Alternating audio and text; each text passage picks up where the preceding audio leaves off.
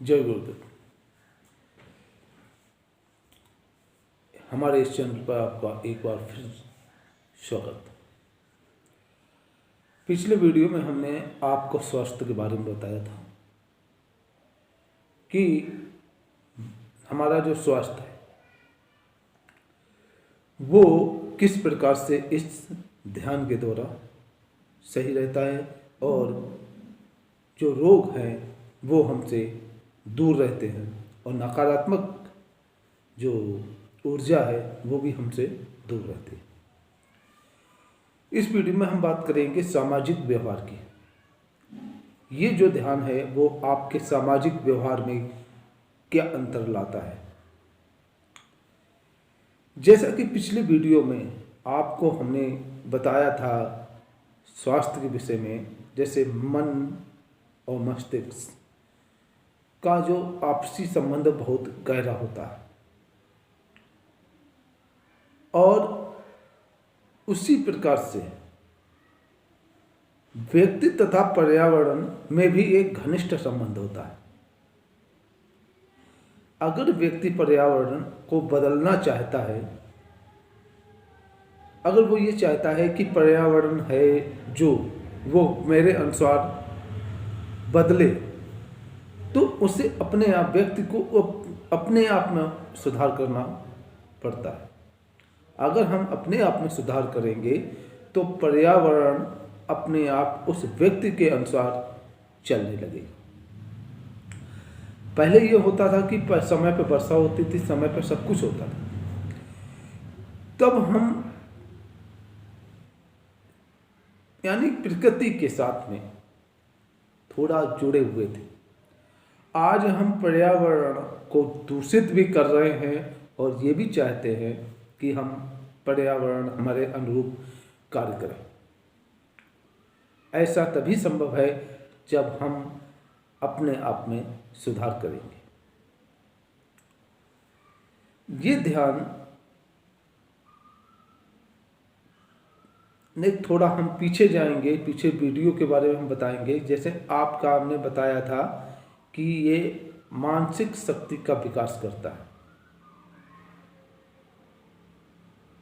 जब हमारा मन विचारों तक पहुंचेगा, विचारों के स्रोत तक पहुंचेगा, तो अच्छे अच्छे विचार आएंगे और उनका हम इस्तेमाल करेंगे कहाँ? समाज के अंदर। हम शक्तिशाली विचारों का अगर समाज के अंदर समाज के लोगों से हम इस्तेमाल करेंगे उन विचारों को, तो हमारे समाज में एक प्रतिष्ठा कायम होगी, क्योंकि हमारी द्वारा कही गई बात में एक प्रकार का दम भी होगा, वो शक्ति होगी। और जो शक्तिशाली होता है समाज में वही पूजा जाता है। आपके अगर विचार शक्तिशाली हैं तो लोग आपकी इज्जत करेंगे, आपकी और सब बातें भी मानेंगे। तो दूसरा होता है कि हमारा जो यही ध्यान हमारे जो तनाव हैं उनको ख़त्म कर देता है। तो हम दूसरे व्यक्ति से, समाज के लोगों से हम जब बात करते हैं तो वो तनाव रहित बात करते हैं, क्योंकि हमारे अंदर कोई भी तनाव नहीं है। तो जब तनाव नहीं होता है तब जो बात कही जाती है वो अलग तरह की बात होती है, और जब हम तनाव सहित बात करते हैं तो उसमें कुछ क्रोध भी दिखाई देता है। तो कुछ बातें हैं, कुछ आपके द्वारा कही गई बातें हैं, वो समाज के लोगों को बुरी लग जाती हैं और उस समय अशांति उत्पन्न हो जाती है। दूसरा है कि हमारा जो हृदय है, जो आराम इस ध्यान के द्वारा उसको मिलता है, तो क्या होता है कि हमारा हृदय बिल्कुल शांत रहता है, दूसरों के प्रति दया तथा करुणा से भर जाता है। और हमारे अंदर अगर दया और करुणा होती है तो हम समाज में एक प्रतिष्ठित व्यक्ति भी बन जाते हैं। तो समाज के लोग, 4 लोग यही कहते हैं कि ये व्यक्ति बहुत अच्छा है, बहुत दयावान है, वो जानवरों के ऊपर भी दया करता है, मनुष्यों के ऊपर भी दया करता है, उसके अंदर करुणा है, उसके अंदर ये, यानी ऐसी बातें करते हैं। तो इस प्रकार से देखा जाए तो हमारा जो सामाजिक व्यवहार है इसमें भी बहुत बड़ा परिवर्तन आता है। ये सब कैसे हम प्राप्त कर सकते हैं? एक ध्यान के माध्यम से, और वो भी एक ऐसा ध्यान जो आप सरल हो। भगवान के अंदर क्या है? भगवान के अंदर, ईश्वर के अंदर, जिसको हम प्राप्त करने के लिए ध्यान करते हैं, उसके अंदर क्या है? उसके अंदर दया है, करुणा है, गरीबों के प्रति एक अपनापन है, शक्ति है उसके पास, मानसिक शक्ति है उसके पास। वो जब भी इस धरती पे आते हैं सबका मन मोह लेते हैं समाज का। तो उन गुणों को, भगवान के, ईश्वर के गुणों को हमें निखारना है। जब तक हम ईश्वर के गुणों को नहीं निखारेंगे अपने अंदर और हम ईश्वर को प्राप्त करने के लिए कोशिश करेंगे, हम सफल नहीं हो सकते।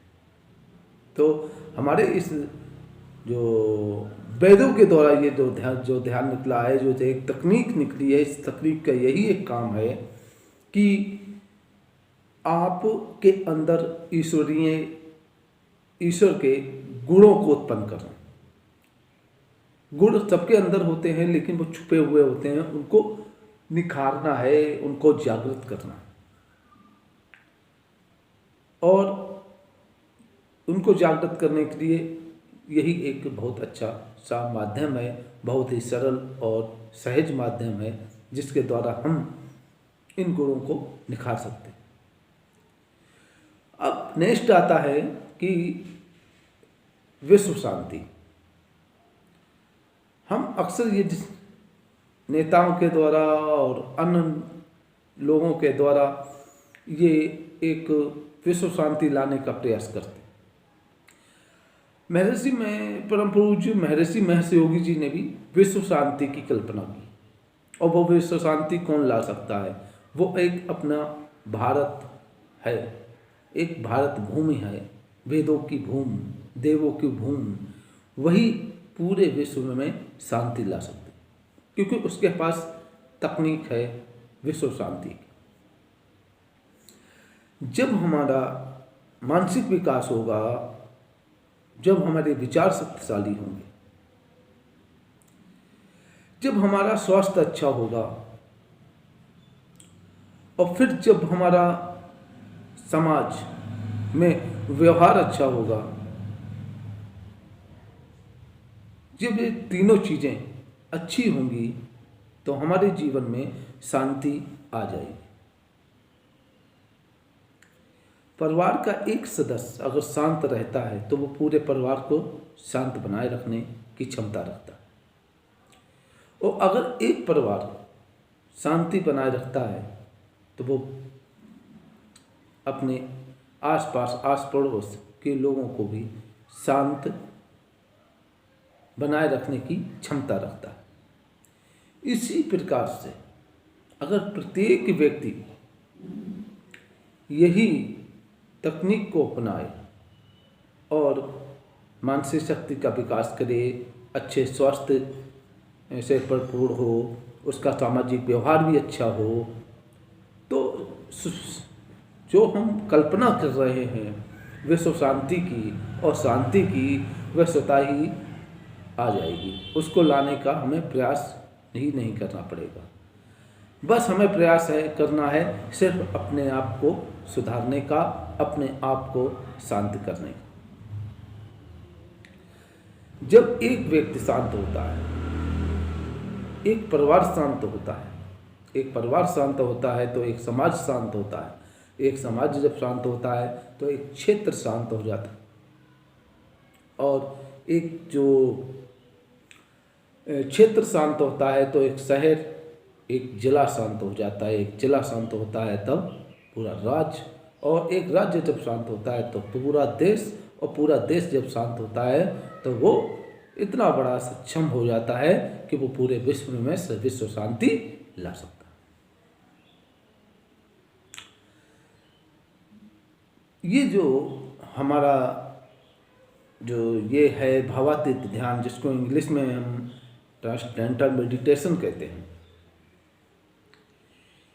अगर एक व्यक्ति एक परिवार में केवल एक व्यक्ति साधना कर रहा है, इसका निरंतर अभ्यास कर रहा है, तो उसका प्रभाव जो है वो 99 व्यक्तियों के ऊपर पड़ता है।